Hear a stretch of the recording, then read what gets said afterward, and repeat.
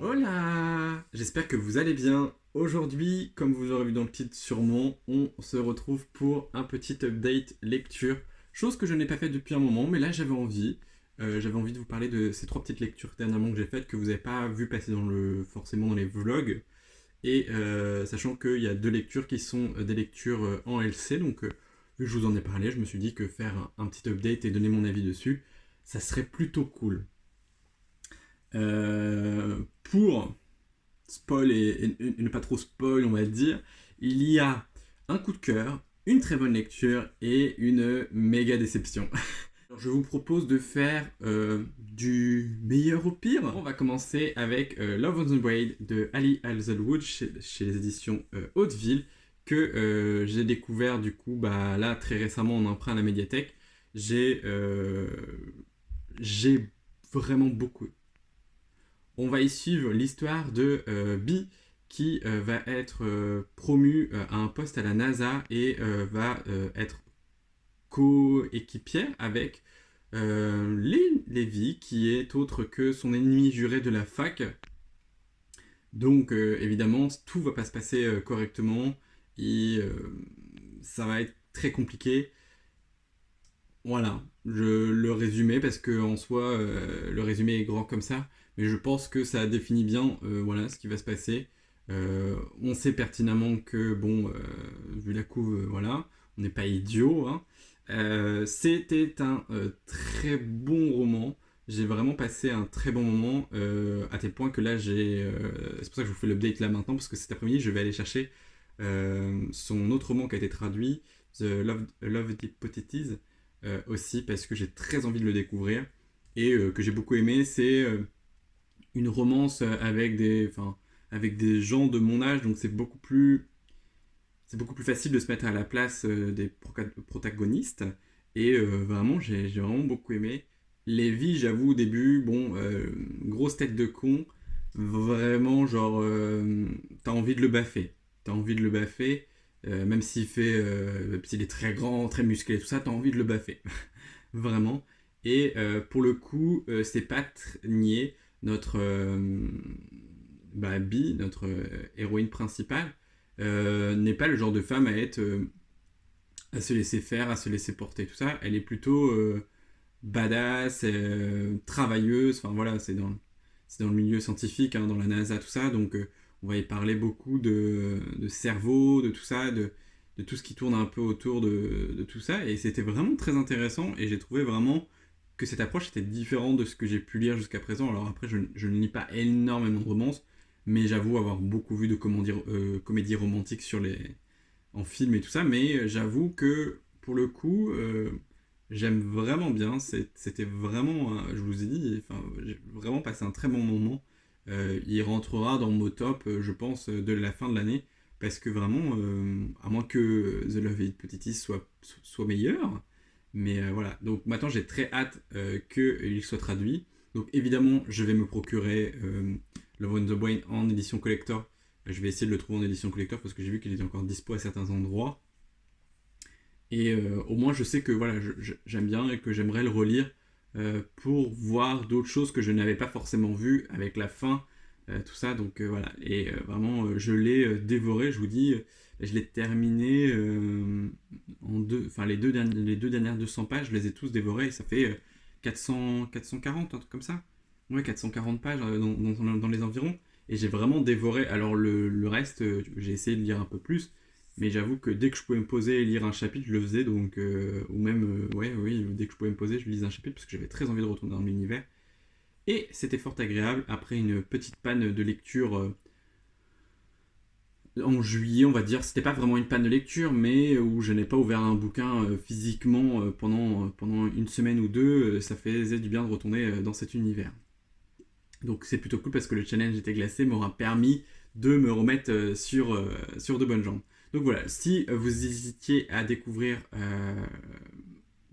Ali Hazelwood, moi elle m'a été chaudement recommandée par Pénélope, par Juliette, par un petit peu Lucie pour Love Hypothesis, mais aussi par beaucoup d'autres. Hein. Mais j'avoue que voilà, ça m'a donné très envie de le découvrir. Alors c'est parce que je suis tombé sur Love on the Brain avant. Mais voilà, là je vais emprunter The Love Hypothesis tout à l'heure.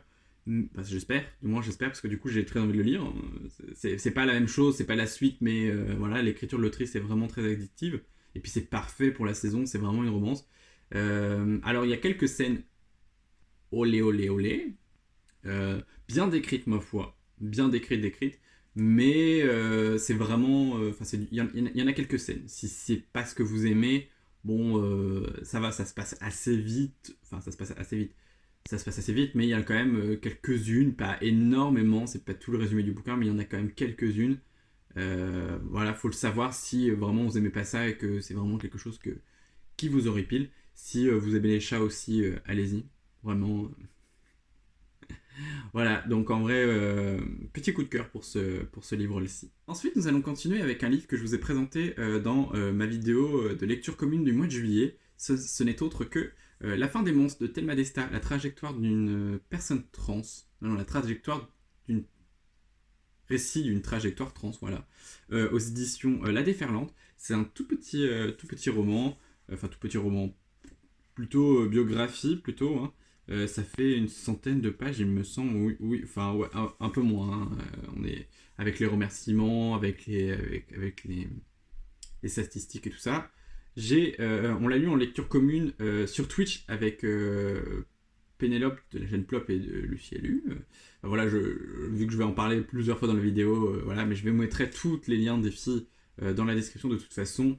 À chaque fois que je cite, j'essaie de mettre à chaque fois, j'essaie de pas oublier surtout, mais je mets dedans dans la description. Enfin, ça veut rien dire, je mets dedans dans la description. Je l'inscris dans la description de la vidéo. Donc voilà, et n'hésitez pas à nous rejoindre sur Twitch, c'était très cool. En plus, il y a d'autres personnes qui l'ont lu en même temps que nous, donc c'était plutôt cool de pouvoir échanger un peu sur notre avancée et sur notre ressenti sur certaines choses du récit. On va y suivre du coup Tal qui nous raconte sa trajectoire pour devenir un homme trans. Et j'avoue, bon, je n'y connais pas grand chose au sujet, hein. C'était le but aussi de ce récit. Et ça a été. Alors ça n'a pas été de la grande joie en soi, parce que tout est criant de vérité dans ce qui est dit dans le récit.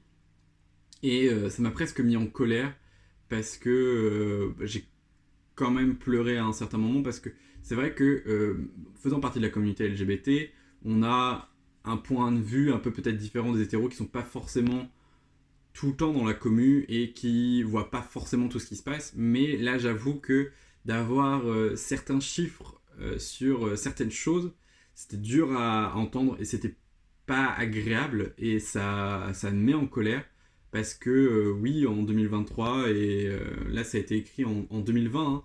Donc oui, en 2020, en 2023, enfin, on a encore des soucis avec ça, alors que ça devrait absolument pas. Et, et les trans, enfin, le récit m'a ouvert une autre perspective vraiment sur la transidentité, et vraiment, alors je savais que c'était difficile, hein, mais je savais pas forcément à quel point, parce que du coup ça me concerne pas forcément, mais il y a des choses, je me dis, mais l'être humain est vraiment mauvais pour dire des choses comme ça et penser des choses comme ça. C'est vraiment horrible. Et vraiment, c'était vraiment, voilà. Donc, c'est une bonne lecture dans le sens où j'ai appris plein de choses. J'ai appris des choses, et c'était intéressant. Et je pense que c'est nécessaire à beaucoup, et que je pense qu'il devrait être lu par tout le monde, parce qu'en soi, ça permet d'avoir une approche, de voir un peu ce qui se passe, et de se dire, d'avoir conscience aussi de ce qui se passe, que c'est bien de dire, bah ça me concerne pas, je m'en fous. Bah non, c'est pas parce que ça te concerne pas que tu t'en fous. Clairement pas. Moi, demain, j'entends quelqu'un insulter un trans, je vais pas dire, bah non, je m'en fous. Enfin, voilà.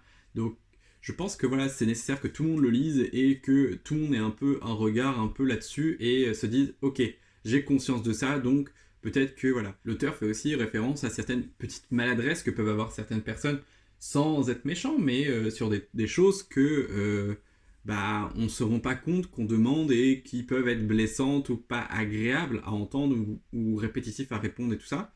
Et c'est vrai que pour le coup, bah, c'est plutôt pas mal, parce que ça permet de se dire, ok, enfin, typiquement dans le récit, à un moment donné, il dit que les gens lui demandent constamment si en dessous de la ceinture il s'est fait opérer. enfin ça ne regarde absolument personne, ça reste du privé, quoi qu'il en soit, même s'il ne s'est pas fait opérer, s'il se le sent homme ou femme, peu importe, en fait, la personne choisit le sexe qu'elle a envie qu'on lui, qu'on lui attribue, et il n'y a pas à poser ce genre de questions, enfin ça reste très intime. Voilà. Après, si la personne en parle naturellement, si vous lui dites, je pense que, voilà, est-ce que je peux te poser des questions enfin voilà, il y a une certaine façon d'amener ça, et de gentillesse et de bienveillance, et souvent les gens pensent en posant des questions en étant bienveillants, sauf que parfois ça relève un petit peu pas du voyeurisme, mais de la curiosité mal placée. Parce qu'on peut être curieux, mais faut savoir faire les choses, demander gentiment, être plutôt agréable, et aussi être intime avec la personne, parce que on parle de sexualité, hein, on parle de son corps, de son rapport à son corps. Donc si on ne connaît pas un minimum la personne, c'est compliqué. Alors après, si c'est pour en apprendre un peu plus sur soi, et voilà. Moi, je sais que la première fois que j'ai rencontré un, un trans, ça m'a amené à me poser beaucoup de questions sur moi, parce que tout le temps les gens disent, c'est vrai que nous catégorisent en disant, quand j'étais plus jeune, j'étais beaucoup plus efféminé que maintenant, et les gens me disaient toujours, bah tu devrais être une meuf, ça serait beaucoup plus simple pour toi, et en fait, bon voilà, ça me passait au-dessus de ça, et c'est vrai que quand j'ai rencontré la première personne trans dans mon entourage vrai, tout ça, et bon, on n'en a pas discuté tout de suite, mais c'est vrai qu'après on s'est posé tranquillement, on en a discuté, et mais amener la question de savoir si moi je voulais changer de sexe, est-ce que je serais plus heureux en étant une femme, plus épanoui. Alors certes, il y a des côtés positifs à la chose, mais il y a aussi des côtés, pour moi, des côtés qui sont pas forcément positifs, quoi. Mais voilà, il y a aussi la question de je vais rentrer dans la normalité, et que du coup, je serai une fille, donc sortir avec un garçon, ça sera normal, et je mets bien des gros guillemets anormal, parce que c'est absolument pas le cas, et tout ça. Et du coup, il y a aussi toute cette remise en question, et c'était hyper intéressant. En vrai, voilà, je vous conseille de lire ce livre, parce que ça ouvre une autre fenêtre sur le monde, et ça nous fait prendre conscience des choses. Alors, c'est une biographie, ça se lit assez rapidement, c'est assez dur. Il y a des moments un peu douloureux, mais je pense que c'est nécessaire pour comprendre et se mettre à la place de l'auteur, et être, être embarqué en fait dans son récit. Et j'ai très envie du coup de découvrir son second récit qui a été traduit, il me semble. Donc pareil, j'ai très envie de le découvrir. Je pense que je me laisserai tenter. Je pense qu'en plus ça fera l'occasion d'une deuxième lecture commune avec les filles, et peut-être avec beaucoup plus de monde, je l'espère. Donc, comme vous l'aurez compris, on va passer à la dernière lecture, qui n'est autre que la lecture qui m'a déçu dernièrement, parce que j'en entendais énormément. Pas que c'est un mauvais livre, mais j'en attendais énormément par rapport à tous les retours positifs que j'ai pu voir. Alors si vous avez aimé le livre, tant mieux pour vous, je ne veux pas créer de polémique, mais c'est pas passé avec moi, et voilà, c'est comme ça, je suis passé à côté, et c'est comme ça, c'est juste que c'est vrai que je m'attendais à énormément de ce livre, et je pense que c'est pour ça aussi, du coup, mes attentes étaient élevées, que ça l'a pas fait. Comme vous aurez pu le voir du coup dans la présentation de tout à l'heure, c'est La passeuse des mots, de tome 1 par Edgy Twist aux éditions Hachette, qui est un beau bébé. C'est le livre que j'ai lu en audio. Alors c'est le premier livre que j'ai lu en audio sur Nextory, parce que du coup j'ai profité des liens qu'il y avait un peu partout qui popaient pour tester l'audio, et j'avoue que vu que c'était une bonne grosse bricasse, et que c'est vrai que juillet août je bosse énormément, et que je savais que j'aurais pas forcément pertinemment le temps de le lire, j'ai été jusqu'au bout. J'ai été jusqu'au bout parce que c'était en audio. Très honnêtement, je pense que si ça n'avait pas été en audio, je n'aurais pas été jusqu'au bout. Je voulais voir aussi la fin du tome 1, et voilà, j'ai été déçu. On va être dans le royaume d'Hélios, on va retrouver Aria, qui coule des jours heureux avec sa mère à faire des gâteaux et son papa, qui vit paisiblement, qui est amie avec le prince, et puis sous la protection d'un traité, voilà. Et au jour de la réécriture du traité, le royaume subit une attaque, et tout le monde disparaît. Enfin voilà, il se passe quelque chose. Il se passe quelque chose. Voilà, c'est tout. On ne sait pas qu'est-ce qui se passe, tout ça. On sait juste que tout le monde disparaît. Donc Arya va se retrouver seule. Elle va tomber sur une dame dans la forêt qui va lui dire que du coup, va lui révéler qu'elle est passeuse de mots, et va lui dire que elle doit suivre sa quête, et puis voilà. Elle va être accompagnée de Killian, qu'elle rencontre en sortant de la forêt, enfin voilà, d'un peu de nulle part, qui doit la suivre et la coacher dans son aventure de passeuse de mots, et lui apprendre à être une bonne passeuse de mots. Je n'ai pas forcément beaucoup aimé, enfin, ce n'est pas que j'ai pas aimé le personnage principal, c'est juste qu'elle a beaucoup de défauts. Il y a beaucoup de défauts. Alors après, oui, elle a 16 ans, d'accord, ok, c'est une ado, ok, pourquoi pas. Mais à un moment donné, c'était trop. C'était trop, et puis voilà. Je vais poser parce que c'est vrai que 700 pages, c'est lourd. Et, euh, et du coup, c'est vrai que pour le coup, l'héroïne principale a beau avoir 16 ans, elle n'a pas à avoir certains comportements qu'elle a dans le livre. Alors, je veux pas forcément vous spoiler, mais elle fait à un moment donné de la grossophobie, qui n'est pas juste un tout petit peu, mais en plus à 2 reprises. Alors moi, j'ai relevé que la première fois, mais ça va peut-être que la deuxième fois en audio, c'est peut-être passé plus que ça, mais c'est vrai qu'en audio, en plus, c'était pas ultra agréable. Alors pour mon avis sur l'audio, je sais que Pénélope elle a pas accroché, enfin les filles n'ont pas accroché sur l'audio. Je vous ai même pas dit, mais du coup c'était l'Exploralive, parce que j'en ai tellement parlé, mais c'est l'Exploralive du coup du book club organisé par Pénélope, Juliette et Lucie. Et du coup, elles n'ont pas accroché avec l'audio de Next Story. Moi, j'avoue que du coup, je l'ai mis en fois 1.5 ou 1.75 par moment, parce que c'est vrai que c'est très lent et à parler. Et voilà, mais du coup, voilà, pour en revenir, du coup, il y a des moments où elle fait de la grossophobie, donc ça, il n'y a pas de raison, même si, enfin, voilà, je sais pas, je trouve pas ça bien, enfin, je trouve pas ça cool. Il y a plein de points qui sont euh, pas, pas en adéquate avec maintenant, en fait. Enfin, il faut se rendre compte que même si c'est un récit, même si c'est de l'imaginaire, à un moment donné, je sais pas, il y a des choses on peut pas écrire là-dessus. Enfin, je sais pas. Il y a à un moment des scènes de voyeurisme volontaire, parce qu'elle dit qu'elle regarde, enfin, elle va, enfin, il y a une scène où qu'elle va clairement, Pénélope en a très bien parlé dans sa vidéo, mais euh, si d'ailleurs je vous mettrai peut-être son, de toute façon vous pourrez aller sur sa chaîne, mais en vrai son avis aussi, parce que je pense que du coup c'est aussi important, parce que c'est vrai qu'avec tous les retours positifs qu'on a vus, c'est vrai que pour le coup je m'attendais pas à ça. Et il y a une scène où que Kylian va se laver dans un étang, dans un lac il me semble, et elle va clairement le mater, mais de plein gré, parce qu'elle veut voir, en fait Kylian porte constamment un masque pour pas qu'on voit son visage, et elle veut voir ce qui se passe dessous. Ça reste une bouche, hein, en dessous, on s'en fout, quoi. Et du coup, elle va clairement mater, mais elle va mater elle a jamais vu le corps d'un homme, et elle va clairement regarder dans un bosquet, et le mater comme ça tout le long. Alors c'est assez gênant à écouter. J'avoue que bon, c'était pas hyper agréable. Et puis on sent ce côté voyeurisme pas dingue, quoi. Donc voilà. Et puis c'est pas qu'à une reprise qu'elle le fait. Je sais pas, c'est malaisant. Donc bon, je j'ai pas forcément. Alors voilà, c'est parce que c'était en audio que ça s'était coulé assez vite, et que je faisais plein d'autres choses et que je travaillais énormément à côté de ça. Donc finalement, ça pâtait plutôt vite, parce que 25 heures d'écoute, bon, finalement, en 1.5 ou 1.75, c'est un peu moins quand même. Mais je l'ai quand même écouté sur 2 bonnes semaines, hein, il me semble. Hein. Donc vous imaginez bien, j'essaye d'écouter un chapitre par-ci, 2 chapitres par-là, histoire d'avancer. Je pense que de toute façon, si ça avait été comme en lecture papier, je ne l'aurais pas lu entièrement. Parce que déjà, je trouve que 700 pages pour une histoire qui, au final, se répète. Alors, on a tous les côtés fantastiques possibles et imaginables. On a à la fois des brigands, des dragons, des pirates, des mondes souterrains, enfin des mondes aquatiques, mais enfin sous la mer.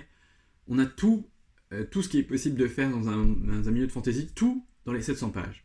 Et je trouve que c'est trop, et qu'on aurait pu largement diminuer. Là, on fait une course à un dictionnaire qui, du coup, elle apprend des mots. Donc, elle fait une quête, elle apprend un mot. Elle fait une autre quête, elle apprend un mot. Elle fait une autre quête. C'était long, hein. Franchement, c'est long. Et puis, au final, pour moi, l'intrigue, le premier tome, en fait, on fait que ça. On suit des mots et on attrape des mots. Et puis voilà, puis c'est tout. Et alors que, pour moi, l'intrigue principale, c'était de retrouver sa famille qui a disparu. et ses proches qui ont disparu, les gens qu'elle aime qui ont disparu, quoi, et de trouver ce qui se passe dans son royaume avant de se barrer à perpète et au schnock pour trouver des mots, quoi. Enfin, je sais pas, je sais pas. Alors, je ne lirai pas la suite. Peut-être que c'est dit dans la suite. Mais même si on a fait... Enfin, il y a une personne qui a lu les 3 tomes et qui nous en a dit un petit peu, alors que voilà, qu'elle a aimé, mais sans plus que ça, mais qui nous a dit qu'il y avait certaines choses qui n'étaient pas forcément révélées plus que ça. J'avoue, bon, voilà.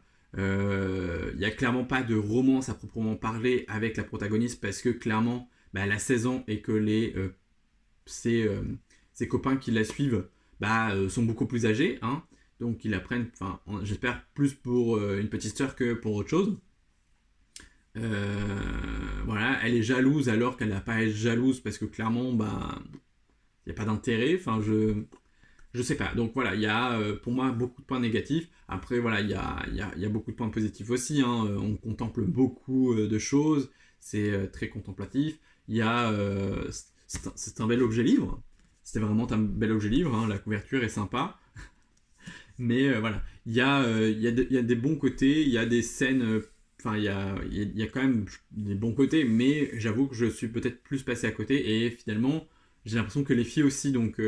Voilà, on a vu beaucoup d'avis positifs et finalement en fait tous les avis négatifs ne sont peut-être pas parus plus que ça et c'est bien dommage parce que ça met en garde sur certaines choses. Alors je pense qu'évidemment s'il a été apprécié c'est que voilà, il est apprécié et que voilà il y a des gens qui peuvent s'y retrouver. Mais je pense que si s'il y a des choses, moi j'avoue qu'au début je partais bien, je me suis dit ah trop bien et tout. Les 200 premières pages en audio j'étais à fond, je me dis ah ouais, enfin surtout le début j'étais bien dedans dans le royaume machin et tout, j'étais ah ouais ça va être trop bien avec le prince, enfin, tout ça. Et puis en fait, non. On n'est pas resté dans ce que j'aimais, donc voilà, c'était bien dommage. Donc voilà, c'était une déception pour moi et c'est dommage. Après, voilà, ça me fera. Enfin, ça me fera pas continuer une saga, donc c'est plutôt pas mal, on va dire ça. C'est tout pour ce petit update. J'espère qu'il vous aura plu. Je pensais pas parler autant, mais j'avoue que c'était 3 lectures que j'avais besoin de blablater avec vous. N'hésitez pas si vous avez lu un des 3 livres ou les 3 livres ou 2 d'entre eux à me faire des retours, à me donner votre avis. Je vous rappelle que ce n'est que mon avis et que si vous n'êtes pas d'accord avec moi et que si voilà, c'est pas grave en soi, c'est pas grave. Il y a en soi c'est pas très grave. Vraiment, il y a plus grave dans la vie, vraiment. C'est juste voilà, j'ai été déçu, c'est pas très. Sur ce, moi je vous dis à très bientôt dans une nouvelle vidéo. Prenez soin de vous. Bye.